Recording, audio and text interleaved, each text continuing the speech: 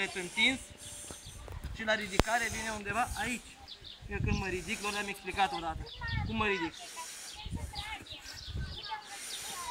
Greșit.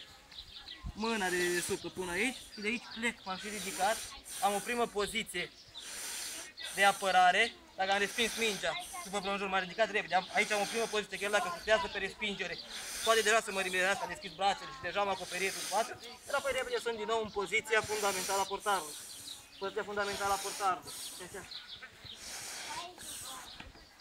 Genunchii, ușor flexat, trunchiul spre înainte, brațele spre înainte, picioarele la nivelul, depărtate la nivelul umerilor, da? De aici plec cu pas adăugat stânga, pas adăugat dreapta, pas adăugat stânga, cobor sempre pentru al plonjor. Am înțeles? Piciorul, acum execut spre dreapta, piciorul de dedesubt este îndoit, piciorul de deasupra este întins. Îmi declanșez elanul, îmi fac din coac. De aici împing. Îl ridic la fel, împing. Bine.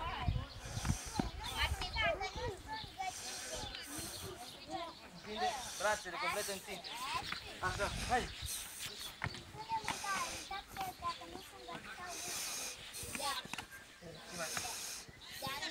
Haideți puțin mai spre. Haideți puțin mai spre. Voi vin și la voi. Nu, nu, nu, nu.